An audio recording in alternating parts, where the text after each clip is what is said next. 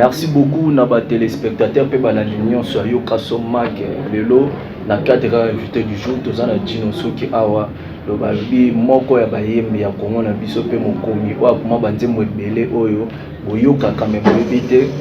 ba artiste ebele bayemba me boyeba mutakoma yango te tozana na plateau na biso to yambi bonjour. Bonjour Abis. Balobi dino soki le leader moto wa koma lelo oza plateau na biso a Yoka Somak tozana plaisir ya koyamba yo. Vraiment na sepeli ya trop na moni plateau ya Yoka Somak donc impeccable donc c'est bon. Donc on a sepeli na plateau donc plateau za kitoko makasi. Biso pe to sepeli koyamba yo. Vraiment. Ba nouvelle za ndenge ni côté na.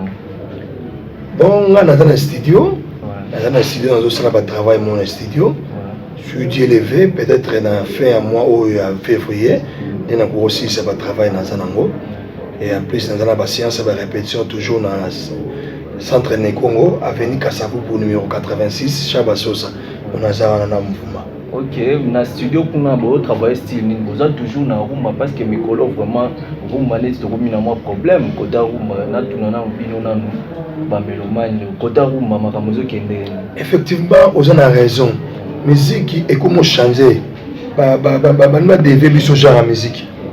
ba tu dois comment que la musique na sens moko hein donc rythme donc musique na biso comme bunga ba artiste mingi ba comme ko envier la musique ba ka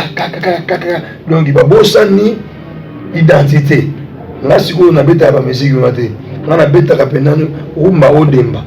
hein on a beta rumba odemba na ndaka te ke o musique ba français on a beta style na style na biso Congo et le roni ezo sala ke musique na biso de tira ezo ma pesi mo boy parce que même soko kina ba bar na ba boîte yo waka toujours là presque ba musique on lobi a kekeke wana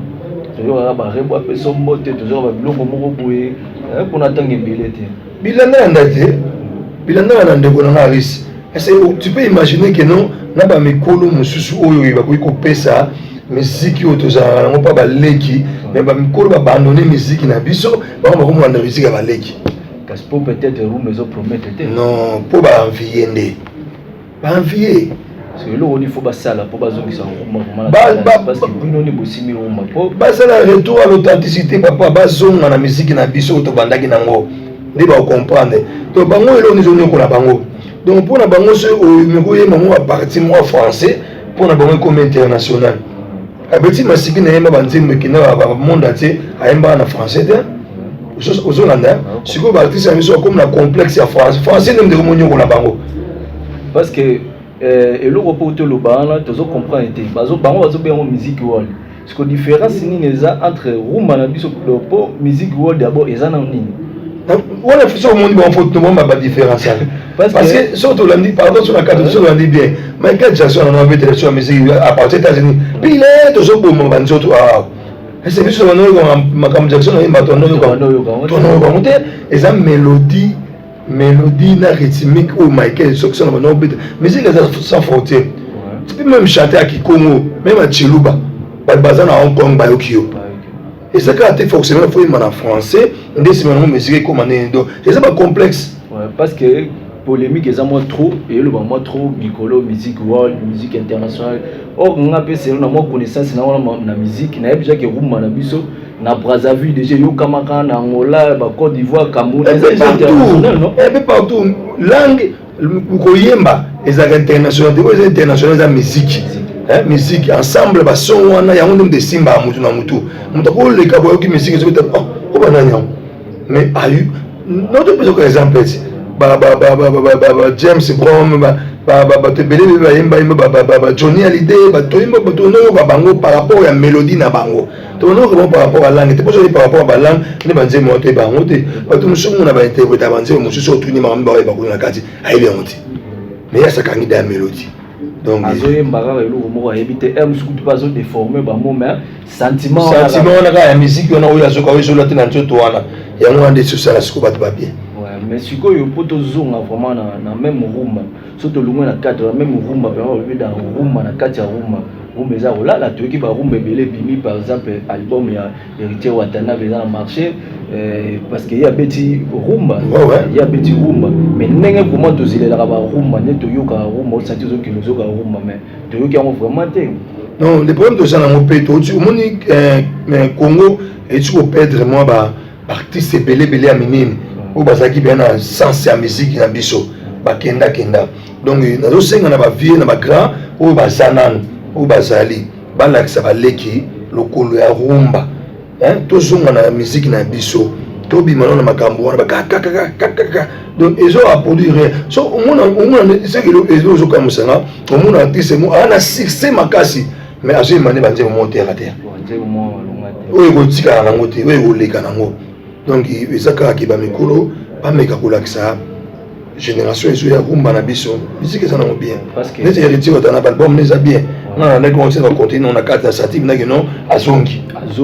mais album ezo beta vraiment nde to yokela nde to zelela ba rumba so to yoki so to original album ne to leka so to BM ne BM a beta est-ce que différence mo tezana te parce que ba rumba au senti que artiste a beta album mbima ata 20 25 30 chansons mais osora deka ki beti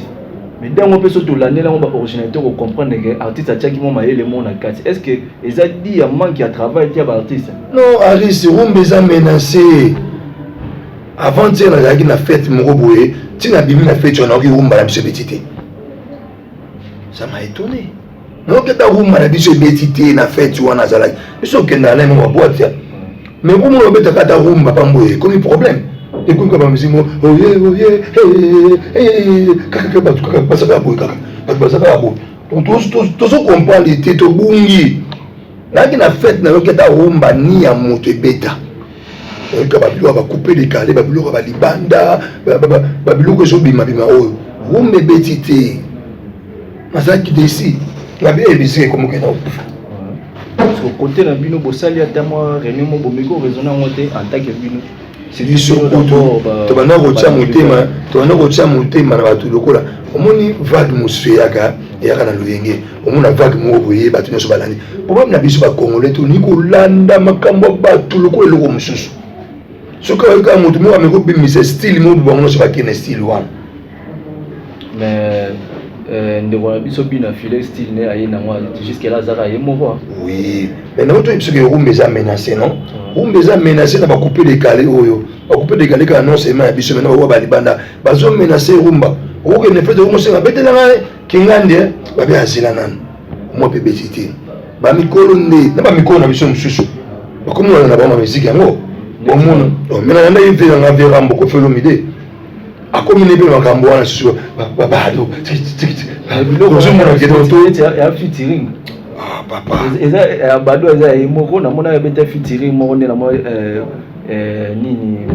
featuring moko ayembaki na ndeko moko tu comprends que vie azokota na temps mosusu vie azokota na rythme pour ali kotika na sima vie aza déjà marque déposé vie faut enseigner où eza kati na ye non vie ba misu ko so susu ya ba petit ya ba non c'est pas bon ya mon musique ezoke na obunga musique ezoke na obunga risque ngali kamonga na ebisio soko kenda ba boîte ma pas au monde va na boîte ko rumba congolais betité kaka aye si au monde musique si au bimo c'est tout fait effectivement to peut-être ma solo ya studio préparation studio za préparation album to préparation mo ba single tonne oui na tout ça na système mo boy na système mo na sala ka tellement na chansonnier on na parole tellement na chansonnier on a komaka ba chanson on a un système mo boy na kontra mingi ba studio non seulement pour na ngaka na kontra ba studio pour na bateau ou bazana besoin produit na nga tango aye apude na déjà produit déjà fini donc yeka ke baksa maile na yango na kontra studio à tout moment na yembi na komi na yembi na kontra na mo studio tango nazoke no sa no cop on a l'action maman produit fini na parce que nous vraiment que non côté faut en être ngana le produit non je suis na ça ndi on na ngana zonga pour pas bima tout na yo studio mo si la raté non si on a commis na mon a produit en studio dans nos européens ça muto ça na muto coopération chanson na pesi muto do muto ko chango na flash bien na CD ayoki déjà idée na ngamo mbaye pa ko yana oyaye mais so na oki ba rumba na oyo salaka o teka kana na yo ko ngo na bien mais surtout ki on na mutu oyo tekela soka zo beti akina na même couleur tena oyo mo sala na justement bato mosusu bamona so neti ake na couleur ya moto apesaki ye on dirait donc bamoni so nde bon eza ça dépend moto na moto bamosusu mpe babengaka même biso dino yaka yo moko to répéter ensemble mpona zwa mpena bamélodie oyo ozobimisa bon mosusu po ça dépend moto na moto na est-ce que okotangela biso bachamo oyo koma oyo esala totangaka te mais mpona nini biso ala kongo botangaka te totangaka te parce que bato tokopelaka na bango déjà tosalaka bongo moko asolo ozokaa napesa moto tel boye chanson mbaa moko bebelika mais toyoka bachansonnier ebele batangaka na bango bakombo mais mingi mpe batanga bakombo basila batekaka lisusu te mpona makambo oyo donc biso toza bahéros dans l'ombre mais boza bato mo quand même faut valoriser bino parce que bino ezalaka wana biso na télévision boye po tomonana boye eza ndeko na biso rodi aza na nsima ya caméra bino boza bato moko bosalaka makambo esengaka fo boyebanaka fo toyebaka bino neti na bamboka mopaya tomona roma nzembo bakomi artiste compositeur batie kombo moto interprété batie kombo mboko bazala na esprit ya kolela bato donc soki moto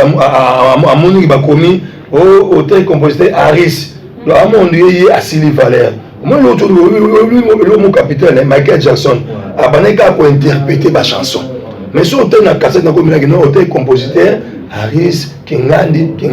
sikoyo na biso teno baza na posa wana ya kolela baninga bazomonaka apesi yo soki $10 bosilani kaka bongo donc oyo etikali komaka mne nemoto wana problème mwana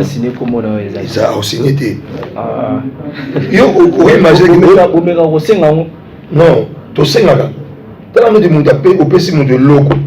moto atuni non kongo toza mabe na kongo sikoyo nyonso tolanga mpona kosakaka no yo yeba ngai mais ye ayeba te donc alingi eloko baopesa na ye etikalaka ya ye moko bino nyonso bozocontribue na évolution ya musique parce que bason oyo nga nayoka oyo osalaka wana yango wana nde tobengaka na véritable rumba mais ntango bango bazwaka yango parce que nga un mona oyo nayebiki ya bora vie mais un mot bango mo bazwaka yango sentir ki adévie or kodévie wana eza oyo moto akoti autoroute mais sikoyo bino boya bato moko fo botalisaka bango mwa trop surtout ndenge olela rume ekwei bien sûr mais bino boza wana fo bino nde bokonseyaka bango parce que soki rume ekwei bino tu boza na kati bino tu boza na kati bino mpe kope kokufa ntango bango bakokota kotala makambo na yebi te so okomaka mpe bajaka biloko wana tokomaka makambo nyonso wana donc omoni so otekela moto eloko oza na bilamba par exemple ebele yo elamba oyo ozomona benaki no te oyo so aris alati yango nde moto ebongisa mpena aris mais aris aya poli na epolo yo mobi nakunaka se moto akoza eloko bo donc c'est un peu ça makambo oyo tolobela nyonso to wana tosi toloba yango talaka tokóma na niveau otie parfait mo na nzoto ya bien moninga tuni parfait no bi osomaki yango wapi o na itaga mais bazoteka na bango wana kue na bino wana sikoyo mokolo magasin bazoteka baparfum aza na besoin ateka prise mais likolo na yo motu moko ozobomene marché mpo yo olinga solo wana ifo ezalaka epa na yo moko nde tomonga na musique otekeli motu chanson so oyoka bokomi otekela su na intel kingani ibani donc yo faut koma bena magazine na ye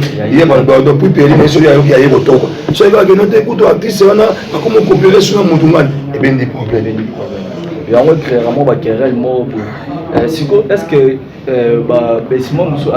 ya musique na biso eza li ya polémique te parce que mikolo mwa polémique ekomi trop bamisien biso bakomi bato kankaka mpona comportement wana oloba nini na sujet wana ebandi lelo te makambo yango ebandi nango lelo te ebandi nango kala toloba yango tolemba omona mosusu azolinga afinga intel po akumisa intel mais lobilobi mpe mona yekaka na intel wana babeba nyonso bandi kofinga no tokola na musique yango moto basololaki ne bien omona jour mosusu babebani yango wana baartiste congolais tozokola te tokomi mwa koshite mpona bato oyo bakocontacte oyo bakozwa yo facilement mwa numéro epuis adresse moto alinga contacte dino soki toza na plus 243 89 488 17 46 donc plus 243 89 488 17 46 tozali sur avenue Kasavubu Chaba Asso centre culturel Nekongo numéro 86 tout ça. Jour à répétition. Bon, biso travaille à chaque jeudi, tu peux à chaque dimanche. Toujours peut-être parce que maman va couvre-feu et moi ça dit que tous en stand by. Mais chaque jeudi tu travailles en abisso de 12h à 17h tous en siège. Moi bah remercier ma banque les gens à tête de big. Mais yo au l'ex artiste dans le plateau artiste à invité. Hein? Comment on les gars ina personne na plateau boué ça na yembara boué.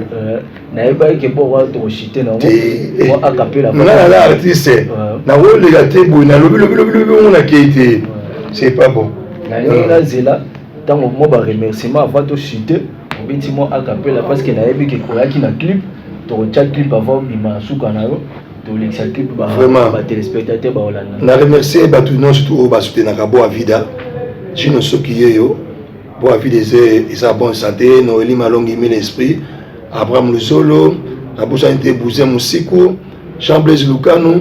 na pesi bande kono so mbote na kata plateau Yoka Somag on a CP na plateau netika na Michili donc ça linga bien caméraman na biso pe na sima caméra Rodi na pesi mbote donc tous ensemble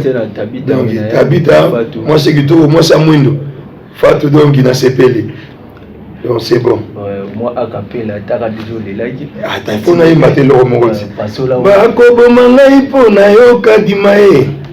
mama botayo apesa comme princesse Kingo mwambe kitoko ya magie étoile ya famille baboyo fanda na ngai na kolanda yo tisuka ya molongo kabi kabela ngande motema o mama o ojoka musique na biso tu comprendre rythme wana osati que tant aux na piste aux na facilité ya robina ata so ozaki na poste robina to télé ka osaka kabi kabela ngande motema o mama o mo ba force à monter o force goûter comprenez tozana leader oyo aza mutu moko ayebi musique aza mutu moko bavanda na ba grand artiste oyo baosala succès bamboka oyo mutu apuruma banzembo oyo boyebi le bango baba héros dans l'ombre ya musique congolaise na biso le baba batu moko vraiment tokoki kolekisa bongo te fois leka na plateau pour présence na plateau oyo toyebi ke ebenda makambo merci vraiment tino soki na présence na yo toyebi ke eza mba liboso mais merci na mon plateau na bandoya andoya donc na bandoya na ba artiste na ngai awa et ça pena bien merci beaucoup OK merci au revoir ouais bye Eli malongi mi l'esprit Abraham Luzolo na bondelio na mana miso Oscar bolingo na ngai tika kolelisa ngai Choco Versas Arnaud de Choco maloba nalobaka kale komi na bimisa nalobaka tetika naloba c'est l'amour qui peut donner la joie yo papa ya bana na ngai nga mama ya bana na yo na pasi zongisa motema chimatembuska bukasa jeune millionnaire na kolela je vais na leli grâce beaucoup la femme de luxe na leli buze musiku Blaise Lucano boko tata makambo chérie Oscar Armen Dimene Cédric Ferembala Yale na bondelo mingi obonoka yoka olingi na kufa bono ya kolela ngai Komanda Daniel Marie-Hélène Mayal matanga nanga koya te noki te nakolamuka bayonde moto bomingai Oscar Bukasa mona mumu bebe Serge Boindombe Tonto Bagabes